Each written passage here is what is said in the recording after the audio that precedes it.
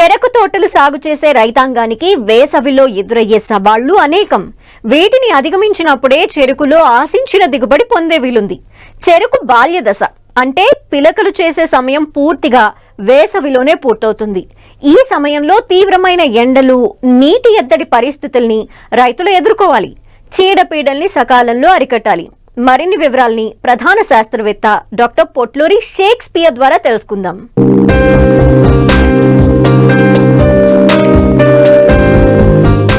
జనవరి, ఫిబ్రవరిలో నాటిన చెరకు తోటలు ప్రస్తుతం పిలక చేసే దశలో ఉన్నాయి.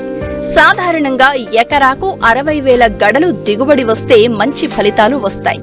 మరి అన్ని గడలు రావాలంటే చెరకు బాల్య దశలో, ముఖ్యంగా మార్చి నుంచి మే నెల చివరి వరకు చెరకు పైరు ఒత్తిడికి గురి కాకుండా యాజమాన్యంలో తగిన మెళకువలు పాటించాలి.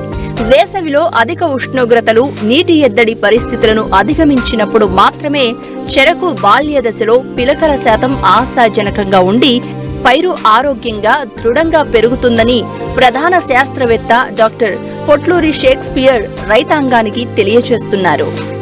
ఈ చెరుకు మనకి నేలలో సుమారుగా 12 నుంచి 14 మాసాల దాకా ఉంటుంది కాబట్టి చెరుకు పైరుని సాగు చేసేటప్పుడు చాలా జాగ్రత్తలు తీసుకోవాలి.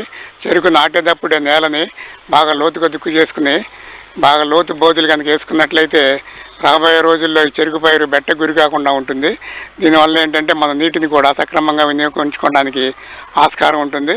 అదేవిధంగా మనం చెరుకు పైరు నాటే ముందే మనం బూట బోధులు, అదేవిధంగా మనం నీరు పెట్టడానికి కూడా కాలువలు కనుక ప్రతి 20 మీటర్లు కనుక తీసుకున్నట్లయితే మనకి నీటి ఎద్దడి గురి కాకుండా చేను మొత్తం మనం సమానంగా నీరు పెట్టడానికి ఆస్కారం ఉంటుంది.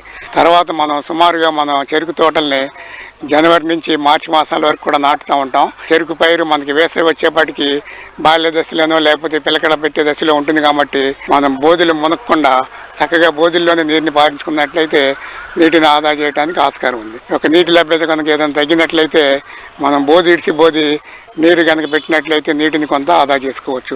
అదేవిధంగా మనం ఇప్పుడు మన చెరుకు పరిశోధన స్థానంలో మనం బిందు సేద్యం ద్వారా కూడా మనం చెరుకుని పండించడం జరిగింది. దీనివల్ల సుమారుగా మనకి 36% దాకా దిగుబడి వచ్చి అదేవిధంగా 27% నీటిని మనం ఆదా చేయడం జరిగింది. ఈ బిందు సేద్యం ద్వారా మనకి వచ్చే లాభాలు ఏంటంటే ముఖ్యంగా ఈ చెరుకు గడలన్నీ సమానంగా పెరుగుతాయి.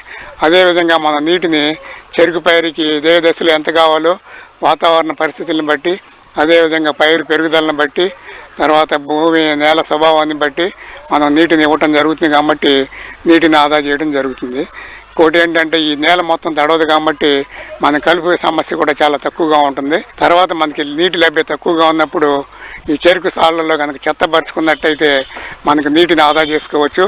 దీనివల్ల భూమిలో తేమ ఎక్కువ రోజులు నిలవ ఉండి చెరుకు పైరు బెట్టకి గురి కాకుండా ఉంటుంది కాబట్టి ఈ చెరుకు చేతని ఒక ఎకరానికి వచ్చి సుమారుగా 1 టన్ను నుంచి 1.5 టన్నున్నర వరకు కూడా మన బోధుల మధ్య కనుక పరుచుకున్నట్లయితే చెరుకు తోట బెట్ట గురి కాకుండా ఉంటుంది.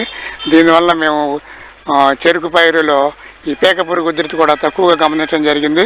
మనం ఈ రాబోయే రోజుల్లో ఈ చెరుకు చెత్త చీకి మనకి భూమికి సేంద్రియ ఎరువుగా తయారయ్యి భూమి బలోపేతం జరుగుతుంది కాబట్టి ఈ చెరుకు చెత్తను పరుచుకుని రైతు సోదరులు నీటిని ఆదా చేసుకోవడానికి ఆస్కారం ఉంది. కలుపుని మనం సకాలంలో మనం రివర్స్ చేసినటువంటి కలుపు మందుల్ని అదేవిధంగా మనం అంతర్కృషి ద్వారా కూడా ఈ కలుపుని నివారించుకోవాల్సిన ఆవశ్యకత ఎంత ఉంది. చెరకు చెత్త పరవని రైతాంగం చెరకు బాల్య దశలో కలుపు నివారణకు చాళ్ల మధ్య నాగలితో 2-3 సార్లు దున్ని అంతర కృషి చెయ్యాలి. దీనివల్ల మొక్కల మొదళ్లకు మట్టి ఎగదోయబడి నేల గుళ్లబారుతుంది. మొక్కలు వేర్లకు గాలి పోసుకుని ఆరోగ్యంగా పెరుగుతాయి. భూమికి తేమను నిలుపుకునే శక్తి పెరుగుతుంది. ఈ విధమైన జాగ్రత్తలను వేసవిలో పాటించినట్లయితే చెరకు తోటలు మున్ముందు ఆరోగ్యంగా పెరిగి మంచి ఫలితాలను అందిస్తాయి.